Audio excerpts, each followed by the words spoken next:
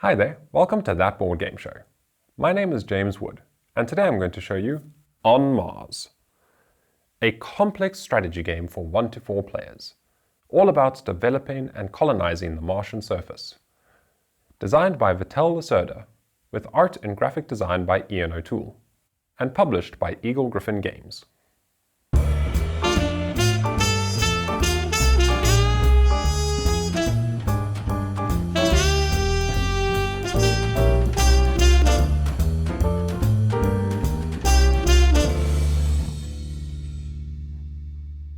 In On Mars, we are part of an exploration team that has been sent out to establish a colony on the Martian surface. This is happening decades after successful robotic missions have established that life on Mars is indeed possible.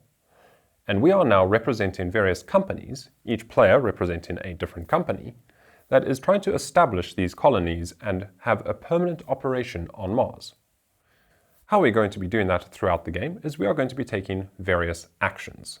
There are numerous actions to choose from in the game. I'll explain each of them as I perform that action, so that you can see them in action rather than me just explaining all of them up front, because I feel like that would be quite a fire hose of information and it might be a little bit overwhelming. Now today I'm playing the solo mode against Lacerda, who will be representing an automated second player that I'll be playing against. I am playing as the green player and Lacerda will be represented by purple. And all Lacerda will be doing is flipping cards from this deck, which will indicate which actions they will take. Then I will take my turn and we'll go on back and forth. So this should give you a good sense of how the 2-player game would work, which is minorly different to a 3 or 4-player game, but not in any significant ways. So I'm just going to focus today on the solo mode, which will also show you the 2-player game. So the first thing we're going to do is we flip over one of these randomizer tiles, which is going to determine where Lacerda will start on the turn order track. And this can also be used in a multiplayer game as like a quick start mode. So you could shuffle these up and deal one out to each player, and then that determines where they start. Alternatively, once everybody knows how the game is played, you can determine the initial selection order at random, and then each player will select where they start, which will then determine the turn order for the first turn of the game. And already I'm getting ahead of myself and explaining more rules than I need to. So let's flip over one of these and see where Lacerda is going to start. He is going to start on space 6. So we take his astronaut figure and we place it on space 6, and he gets the benefit of this space, which is to get a resource from our warehouse. So we will place him there. And Lacerda is quite simple. He will always take the leftmost resource that is available. So he will take this crystal and he will add it to his depot there. We are now done with these tiles. They are only used for setup. So we will discard that. And now it is my turn to select where I want to go. So I will now take my astronaut and I will select any of the available spaces. And wherever Lacerda starts is where we place this shuttle marker. And that is going to be a core part of this game. So you may have noticed that the board is kind of split in two. We have this side of the board over here, which is the colony side of the board. So these are all of the actions that we can do on the Martian surface. They are things like building buildings, upgrading buildings, hiring scientists, moving our rovers, calling in new ships. And this here is all tied to the building of buildings, which you will see shortly. And then this side of the board is the orbital side. So we have our orbital station, and these are the actions that we can take in orbit, which are things like collecting resources from Earth, upgrading our technology, learning new technologies, and acquiring blueprints to improve the buildings that are on the Martian surface. And where your astronaut figure is in turn order determines which of these actions you're allowed to do. So if your astronaut is in any space from 5 to 8, you can do actions on the colony side. Or if you are in spaces 1 through 4, you will be able to do actions on the orbital side. So I think I'm going to start over here on the orbital side. I can either come here and get resources from the resource depot. I can come here and learn a technology. or I can come here and pay a food or water to add a new colonist to my board.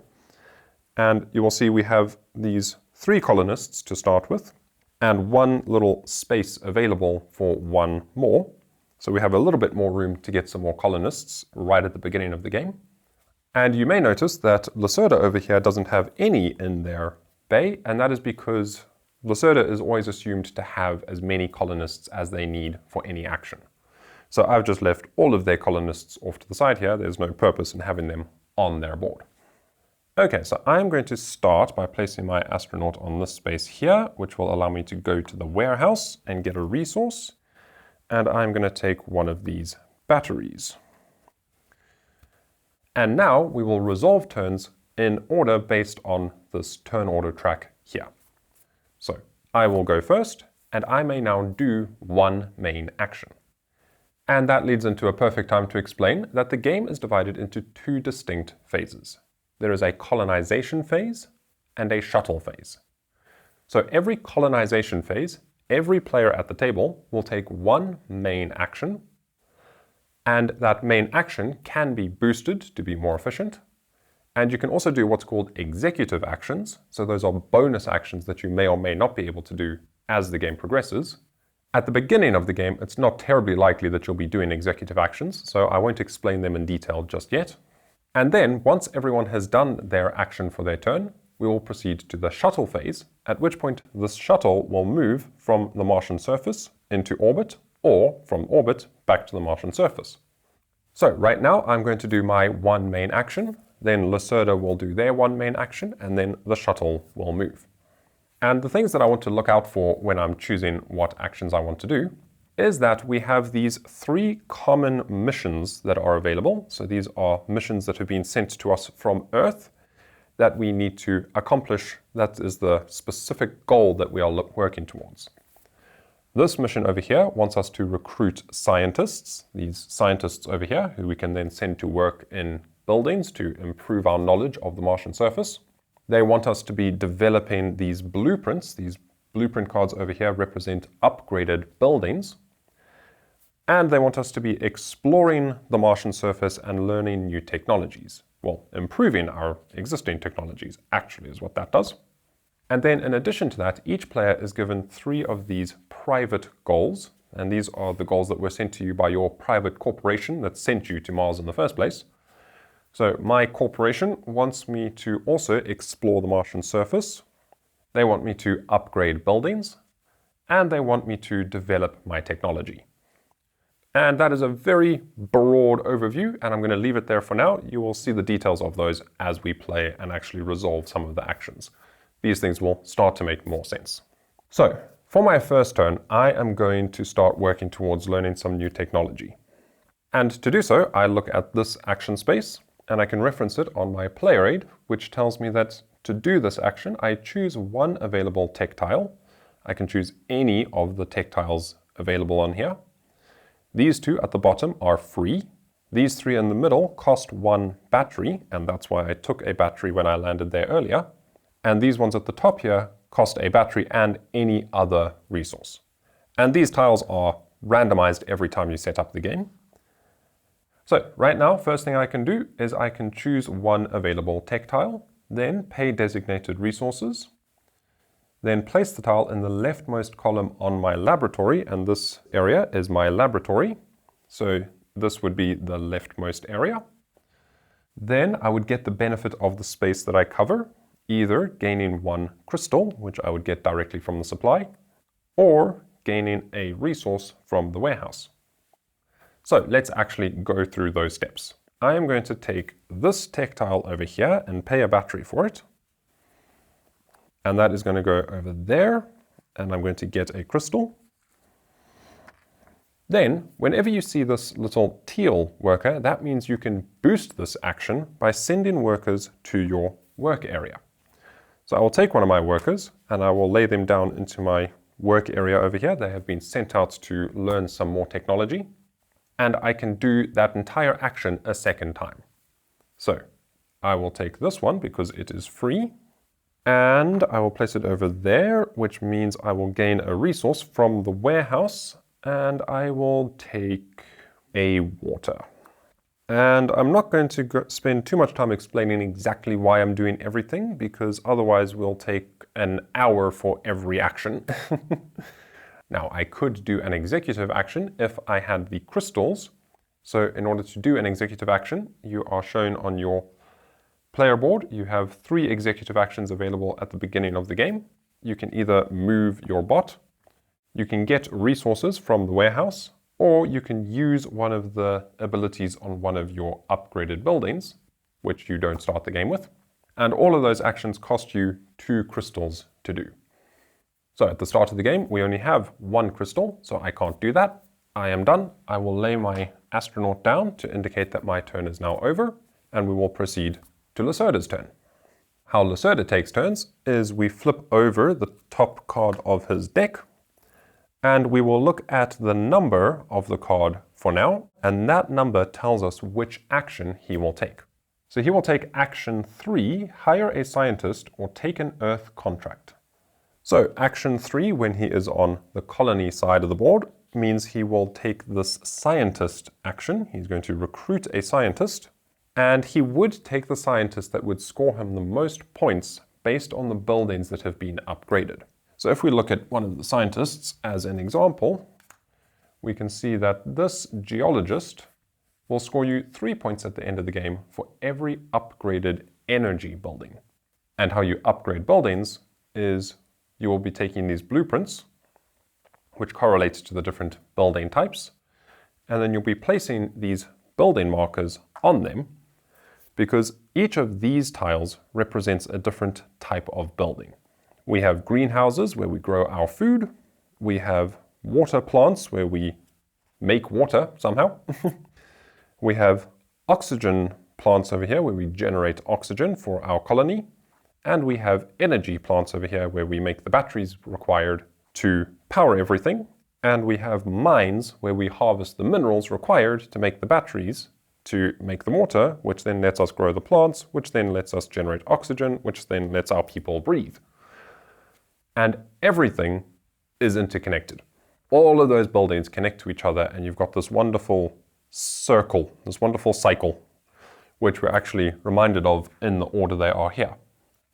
You need mines to produce minerals to build energy plants, which then give you the batteries you need to build your water stations, which then gives you the water you need to grow your plants, which then gives you the plants you need to generate oxygen, which then gives you the oxygen you need, your people to breathe, to make mines, and so the cycle continues. So, once you've started upgrading buildings, you're going to have these dotted around the map. And then when Lacerda does this scientist action, he will take the scientist that will score him the most points based on the buildings that have been upgraded. Now, since there are no buildings upgraded yet at the start of the game, I'm just going to choose for Lacerda which scientist he's going to get, and I'm going to choose for him as if he's an active player, because this is to simulate a 2-player game, so we're going to pretend that this is another human player over here, and they've just decided to go to the scientist action.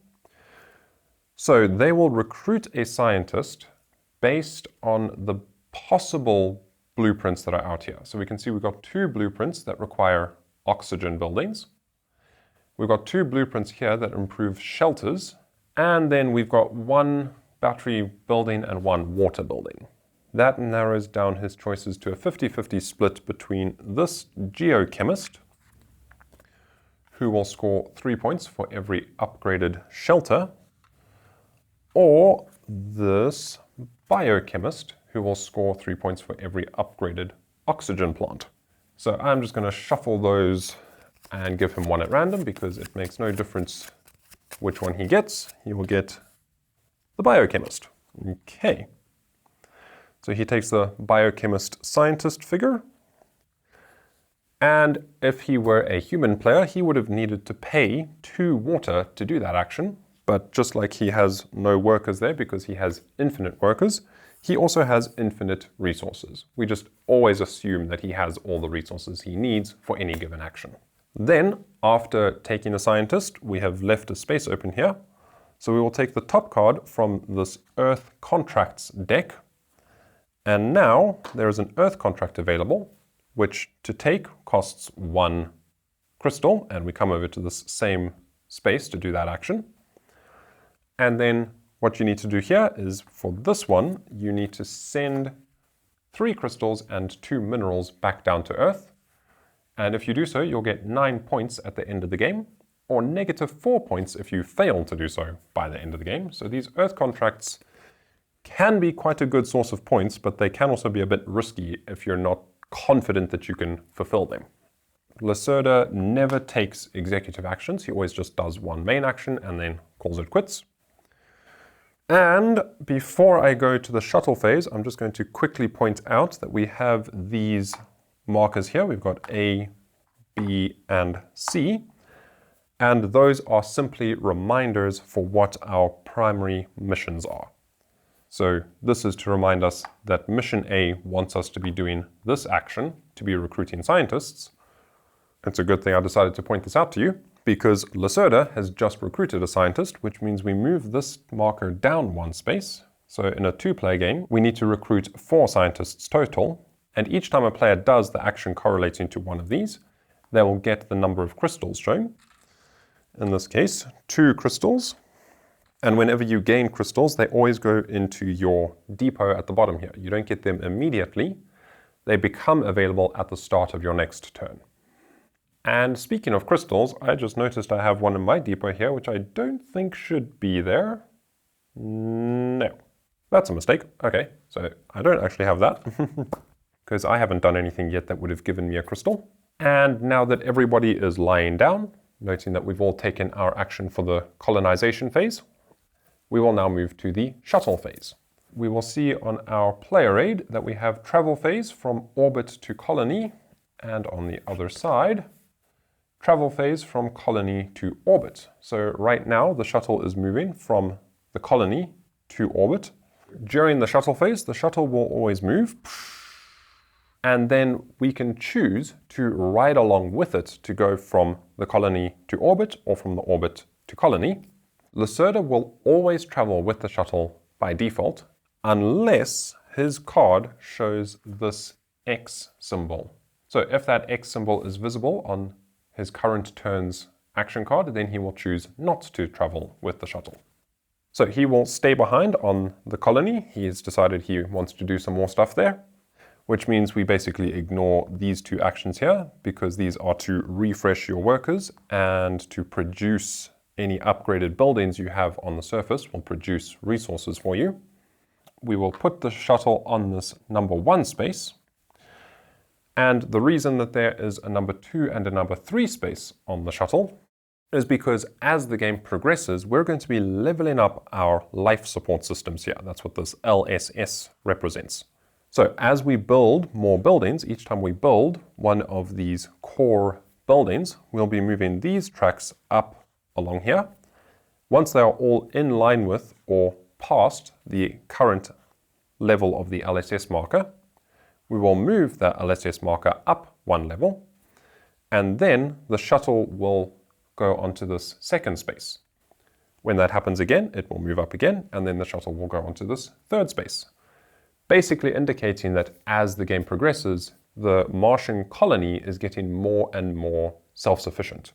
So they need less and less resources from orbit, from Earth basically. So these are representing the resources and equipment and people that are being sent from Earth. And as we build up the colony on Mars, we need stuff from there less and less, so the shuttle travels less and less frequently. But we're not even close to there yet, so let's reset all of that and continue playing. The shuttle phase is now over. I will stand up, Lacerda will stand up, and I will go again because turn order has not changed. I do not get that benefit again. You only get the bonus when you land on the space. So now I will choose another action from the side of the map. So let's quickly summarize what each of the actions are, shall we? We can, starting at the top, perform the travel steps of traveling to the colony, but skip placing a discovery tile. Note, you may still travel in the shuttle phase as normal. So basically what that is allowing you to do is to ignore the shuttle and travel down to the colony as your entire action. which at the beginning of the game is kind of pointless. But later in the game, if you are on this side of the map, and let's say the shuttle is over there, and you're here, you've done an action or two, and you want to head down to the colony to start doing stuff, then you could spend your entire turn to travel down here instead of waiting for the shuttle to go. But that is a very slow and expensive way of doing it, so we will be ignoring that action for now. The next action here is to obtain a blueprint, which allows you to take one or more of these blueprint cards over here. You have already seen how the technology action works. You can use this action here to upgrade your technology, so that's something I could probably consider doing to get these two technologies upgraded. Or you can come down here and simply gather resources from the warehouse. So that is all of the actions on the orbital side of the map. I am going to do this action. I am going to level up some of my tech. So I'm going to take a worker. Anytime you see a red worker like this, it means you have to place a worker there. So I'm going to place a worker on that spot. And I am then going to upgrade up to 2 tech tiles, or 1 tech tile twice if I so choose. So I'm going to pay any resource of my choice. I will pay a water to upgrade this one, and I will pay food to upgrade this one. Then I can boost this action with another worker because it has a teal space here. So I will take a worker from my living quarters and I will move them into the working bay. And I will pay an oxygen and move this one over here, which will get me a mineral. So I will take a mineral from the supply. And minerals are wild resources that can substitute for any other resource at any time. And for each colonist you send here, you can only develop one more thing. You don't do this full action a second time, you simply level up one more tech tile. And what these tech tiles are actually for is going to become apparent when I start building stuff on the surface here. Now, one more thing I want to quickly explain is, let's say that I was already here and I wanted to do this action again. Presuming I had the workers available, if I wanted to come here, you can see that there is space to place another worker. So I can place another worker there. But in order to place it there, I have to see that there's already a worker there and either exhaust an extra worker from my supply into my working area or pay 1 crystal for each worker that's already there. In the solo or the 2-player game, you pay an extra worker or crystal for every worker that is already there, whether it's your own or someone else's. In a 3 or 4-player game, you only pay the extra worker or crystal for each worker not your own at that space. So that's just a little wrinkle that is worth taking note of and remembering as you're playing the game. And then I am done. I still do not have crystals, so I still cannot do any executive actions. I've done my main action. My astronaut is sleepy. It is now Lacerda's turn. Lacerda will do action 1, which means that he wants to construct a building. Oh, at the start of his turn, these crystals would come up and he only has space for 3 of them, so this surplus one is discarded. So you have to very carefully manage your crystal supply, otherwise you end up just throwing them away. Now he wants to construct a building. So we'll place one of his workers on the building space. For him to construct a building, he will look at where his bot is over here. So you will see that I have this little bot token on my shelter there. And where my bot is determines where I can build buildings. You can always build a building on the space your bot is located. If it's blank, you can't build on an existing building. Or adjacent. So right now I could build a building there, there, there, or there. If my bot was there, I could build a building there, there, there, there, there, there, there, there. To simplify the positioning and movement of the board, Lacerda doesn't move his bot around the map, he moves his bot along this track, and wherever his bot is located is the type of building he will choose to build. In this case, a mine. And so he will build a mine and he will place it on his side of the map. That would make sense. And when it has these little crystal markers, it means we place crystals on the Martian surface. Those can be collected by our rovers over here. We each have a little rover token that we can use to go exploring the map. So one of the main actions is to move your rover.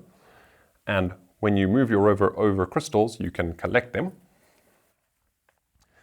And at the start of the game, our rovers are kept on our boards and they're presumed to be inside this mine at the center of the board, because that is basically where they're stored underground, and then when we first move them, they'll come out of there and move. Once we've placed the crystals, we flip over the mine token. Lacerda will place one of his workers on there because that is how you pay the cost for a mine. The mine costs one worker to work the mine. And then after he's done building, he moves the bot over, which means the next time he builds, he will want to build one of these battery buildings. You'll see that I placed it 2 spaces away. Whenever you build a building, you have to place it either adjacent to an existing building of the same type or exactly 2 spaces away from a building of the same type. The reason he didn't place it adjacent is because in order to place adjacent to an existing building, you need to have the technology required to build a complex of that building type. And at the start of the game, we do not have that. Now, every player starts with their shelter technology here at level 2, which means we have this +2 telling us that we can build a complex of shelters up to 3 large. So it's the one you have +2. Now, we do not have the technology required, that's up here, still in the technology bay waiting to be studied, to build a complex of mines. So that means we cannot build complexes of mines until that technology is on somebody's board, and then anybody can use that technology. It's not only available to the person who studied it. And how that would work is, let's say for instance that he was here and he wanted to build an oxygen plant. I have the technology that allows us to build a complex of oxygen plants. So he would have taken this oxygen building and he would have placed it adjacent to this existing one somewhere, like so, and he would then pay me 1 oxygen, regardless of what type of building he wanted to build. If he was building a farm, which he could have built down here, he would still pay 1 oxygen to me. And if they had done that, then I would get a oxygen token from the general supply. They don't have to pay me it. And I can then, at the end of that player's turn, immediately use that oxygen to develop the tech that was used. So if they built a greenhouse over here to build out the complex of greenhouses, and they used my greenhouse technology, I could use that oxygen I got from the supply to improve my greenhouse technology. Or if I choose not to, or if I can't, if it was all the way at the end here already, then you simply get the oxygen into your supply. Now, none of that happened because they didn't choose to develop one of the building types that I have technology for. So we will put these back. They did build a mine. They now have a worker on a mine. And I do believe they are done. So that is their turn over. We now proceed to the shuttle phase. The shuttle will move. And now I have a choice. I can either stay on this side of the map or I can travel with the shuttle. I'm going to choose to travel with the shuttle because several things are then going to happen. I'm going to choose one of these discovery tiles, and I'm going to take this one, which allows me to build a building. You see it's the same icon as the build a building action. And I will place this 3 spaces away from wherever my rover is currently. And as I stated earlier, the rover is considered to be inside this mine. So I'm going to go 1, 2, 3 spaces and put it over there. If I stop my rover on that space, I collect that bonus tile and I can do the action. That is then replenished so that there are always 2 available. And then I will refresh all of my workers in my work area and any that I had on worker placement spots there. So they wake up. And then I choose a bonus space. So I could choose to go here, getting no bonus, but then I'll be first in turn order. Or I can go here, which allows me to move my bot up to 2 spaces. And I can boost that action with crystals. So I can move it 1 extra space for every crystal I spend. Or I can come here and get a blueprint. I want to do that. So I'm going to land on this space. Boom. I'm going to get one of these blueprints over here. And so this is essentially the same as going and doing this blueprint action. I'm going to take this blueprint. So when you take a blueprint, you gain whatever building type it is in resources. So I gain 1 oxygen. And I will place one of my building markers on it. So this represents an upgraded building. But I haven't upgraded that building yet. I've simply taken the blueprint for it. When it is upgraded, I can use it as an executive action, paying 2 crystals, or using the matching scientist. So if I can recruit this geochemist, they can then go work that upgraded building and I don't have to pay the crystals in order to use it. And what it allows me to do is to build a oxygen plant. So there's quite a lot of benefits to taking that. I will just keep that over there, and we do not replenish that until the LSS marker levels up, at which point we will draw out a new supply of those. And that is one of the global missions that we are working towards. So I will gain 1 crystal, and this will tick down 1 step. That will go into my depot, and then it will become available at the start of my turn, which will only happen after Lacerda has had a go. So Lacerda will wake up, and Lacerda is going to flippity-flop a card and do action 1 again. So he wants to construct a building again. He would like to construct a battery building. Again, we do not have the tech for that, so he cannot construct a complex. So he will build it 2 spaces away from the one that is on the map already. And in order for him to do this, he has to place a worker over there. So that's making it very expensive for me to construct a building, which is unfortunate because my plan was to construct a building on my turn. Oh. I think I have a solution to that, but we will get there shortly. Now, when he places a worker on a space that there are already workers, he always has to pay the cost with crystals. He doesn't use colonists because he's considered to have infinite colonists. So there was already one there. He simply pays 1 crystal. If he placed there, he would pay 2 crystals. Then he will build a battery room, battery generator, a battery making plant thing. And he will place it, I don't think it really matters, so we'll just put it over there. We will place crystals on the board, 1, 2. Actually, let's be fun. Let's place it over there, 1, 2, 3, so we can put more crystals on the board. And if I'm getting any of these rules wrong and you are an aficionado of this game, please do let me know down in the comments below, because there is a lot to take in and a lot to keep track of. So it's very easy to slip up and make little rules goofs. I always do my best in these videos to explain everything as clearly as I can and not make any rules goofs, but things happen. And my brain can't necessarily always retain all of it.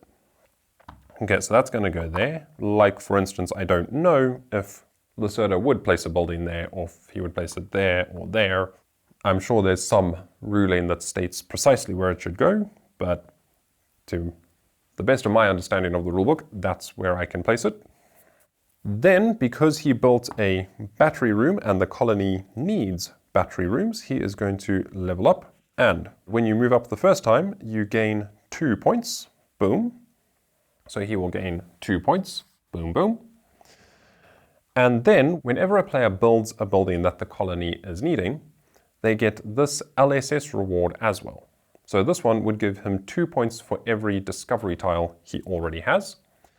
He has none, so I don't think he gets any points for that. Then, every time you level up a building to the same level as the LSS marker, you can choose one of these bonuses. You can either get a mineral, get a crystal, move your bots twice, bot or bots, I say bots because you can get more of them as the game progresses, or you can retrieve a worker from anywhere on the board.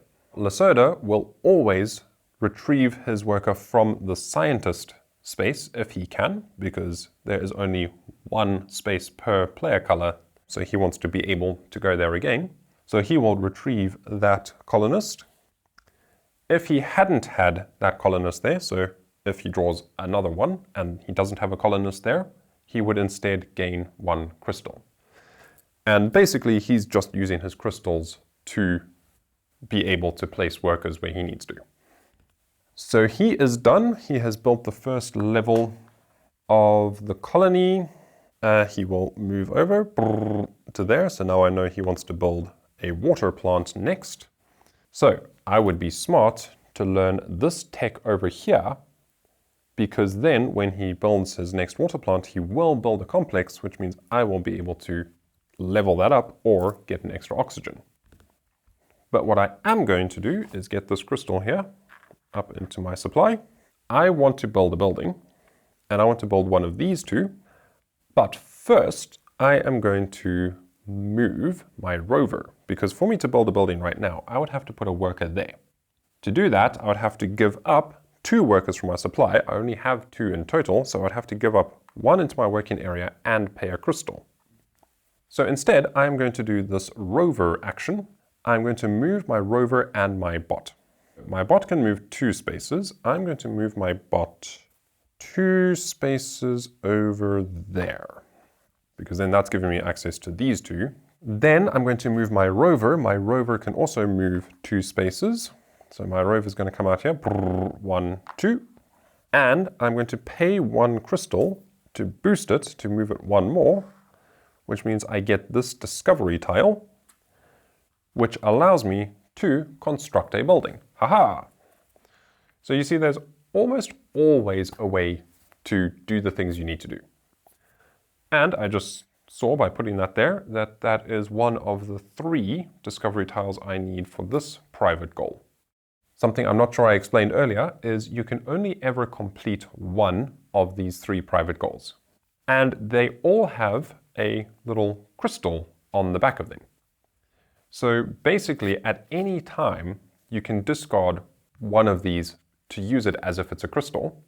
As soon as you've completed one of them, then the 2 that you didn't complete automatically turn into crystals, basically, that don't take up space in your depot and you can use to do bonus movement or an executive action.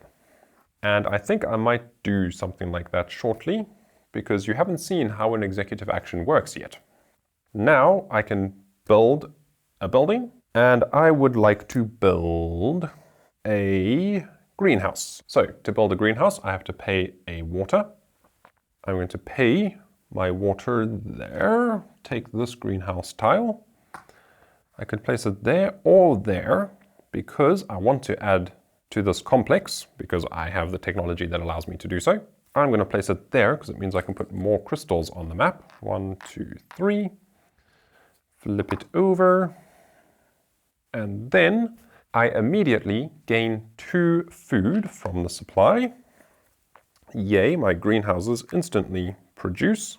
I have increased the habitability of the colony. So this is going to go up. I get 2 points. I would get 2 points for every ship I have welcomed. So one of the actions, this one specifically, allows you to welcome a ship. When you do so, you can bring one of the ships here at a cost of 1 food and 1 water. And then you put it into your hangar bay and you can get either 2 workers or a worker and an additional bot that you can then use to maneuver on the Martian surface and build stuff and do things. But I haven't done that yet, so those are not yet available, and they also unlock more executive actions to do. But they have not unlocked yet, so I do not get those 2 bonus points. That would basically give me 2 points for every ship I had in my hangar here. Then I can get a mineral, a crystal, move my bot, or recover a worker from somewhere. Maybe I'll recover a worker, because I can't get a mineral right now because your storage limit of resources is limited by the number of shelters you have on the Martian surface. Basically, you can have 1 more resource of each type than the number of shelters you have. So starting the game with 1 shelter, I can store at most 2 of each type of resource. If I were to build this additional shelter here, I would unlock more space for more colonists.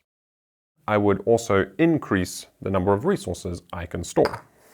I would also be increasing my end game scoring potential. I believe I am done, unless I want to discard one of these as a crystal to use with this crystal to do an executive action. Right now, my only executive action options are to move my bot, get something from the warehouse, or use one of my blueprints, but I haven't upgraded any of those yet.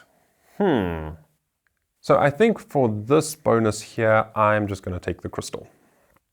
It's not going to help me right now, but it will help me in the future. And then I am done. And at that point, we would now proceed to the shuttle phase, and the shuttle would move over. Lacerda would hitch a ride. I would have to decide if I want to hitch a ride or not. But I think I'm going to wrap this video up there because I've already been going quite a while and you've seen kind of all the basics. Let's just see. What you haven't seen is we haven't upgraded any buildings yet. So let's just demonstrate how that would work. If I wanted to upgrade a building, I would place one of my workers there. I would have to pay a mineral as shown on the card and place this building marker on a matching building type. And I would have to have my bot in the right place. So let's say my bot was over there. I would then pay one of my minerals and I would build my building there. Then whenever I hitch a ride from the colony to orbit on the shuttle, every building that I have upgraded or every mine that I have a colonist on, like Lacerda has a colonist on this mine over here, will produce a resource of the given type. So this building over here would produce oxygen for me, and this would produce minerals for Lacerda, if he were a real player. And another thing is you'll see we've got these little trackers here. So I've been ticking these down. As he took a scientist, we moved that down. When I took a blueprint, we moved that down. And you gain the crystals. The reason you've got these numbers is as soon as this reaches the bottom there, we will flip this mission over to indicate that it has been completed, and we will move this cube over 1 step. So we have the little tick mark to remind us that each time one of these is completed, this moves over. And that is how the game will end. As soon as the 3rd mission is complete, we'll move this from there to there, and we will proceed to final scoring at the end of that current round. At which point you will tally up your final score, scoring for the number of complexes you have contributed to, which I forgot when I built this greenhouse over here. I was meant to take one of my little cubes and place it in that space, because each time you add to a complex of a given type, you put one of your cubes there, and then either when the LSS level's up and at the end of the game, you will score based on how many cubes you have down here. Then we would score for any ships we have in our hangar. You'll score 3 points for per ship you have in your hangars. You will score points for your colonists. Your base level here will give you 3 points for any colonists in this area. If you have leveled up to here or here, you'll get 6, 10, 15, or 21 if you have that number of colonists. So you have to have colonists enough to fill in these spaces at the end of the game. It's no good just having the shelters built. You can't have empty shelters. That's not going to score you any points. You need people in them. Then you would score for your tech tiles, and those simply score based on their level. So this one would score me 3 points, and these two would score me 2 points each. You will score for your blueprints, any blueprints that you have upgraded will score you 3 points, or later in the game, when we have revealed some of these level 3 blueprints over here, they will score you 5 points, but you'll see it shows that there are 3 markers. That means to upgrade this building, you have to place it on a complex of at least 3 spaces or more. Then you would score for your scientists. So this scientist that Lacerda currently has will score 3 points for every upgraded oxygen plant. And then you will score for your Earth contracts, as I explained earlier how those ones work. 9 points if you have basically discarded those resources. What I like to do with those ones is when I get it, I like to store those resources on that card, because then it's a reminder to me that I've done it, and then I don't have to think about trying to make sure I have those left over at the end of the game. When I get them, I put them on there, and then I just forget about it. And I think that is about it. You have seen kind of all of the basics. One thing that I haven't shown you is the Lacerda cards over here have got this B and this marker, which we have been ignoring thus far, because you only pay attention to those once the entire deck has been depleted, and then when you shuffle it and start drawing again, you will then pay attention to what that does, which is to simply move these markers down. So it tells you there that the B marker moves down 1 step. If we flip that one, the B mission moves down 1 step. The A mission moves down 1 step, so that's just going to accelerate these missions completing. Basically simulating if there was another player at the table working more focusedly on these missions. Because Lacerda doesn't really focus on them. If he does an action that happens to correlate to one of them, that just is happenstance. So there you have On Mars. Specifically playing solo, but I think that gave you a pretty good sense of the core gameplay. In addition to this player aid, of which there are 4, 1 for each player, and they're all double-sided. So this breaks down all of the main actions and how they work. There is also a fantastic reference book which has all of the buildings, technology tiles, LSS rewards, scientists, Earth contracts.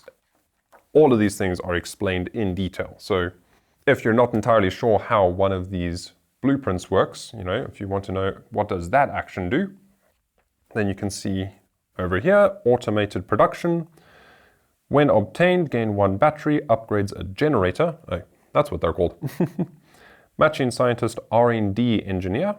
Advanced building action. Each of your mines/advanced buildings produces 1 matching resource. So that's a way as an executive action to produce resources from your buildings instead of having to wait to hitch a ride with the shuttle. And that's all your level 1 blueprints. These are all your level 3 blueprints. All of your private goals explained, all of your missions explained. In-game scoring, you will score points when you construct an LSS building that is below the LSS marker. When you construct the first building of each type, you will always score those points. At colony level up, score progress area, that's this area down here, and activate the mineral mine advanced building. That would be one of these blueprints. So those are the ways that you can score points during the game, and then end of the game, you're going to score points based on that little track we just went through. And then we've got the colony levels, some designer tips, executive actions, and laboratory benefits. So that is a very, very useful reference book that just helps you keep everything straight in this very complicated game. And with that, I shall say thank you ever so much for watching, and I hope you enjoyed the show. And remember to spread the joy of tabletop gaming.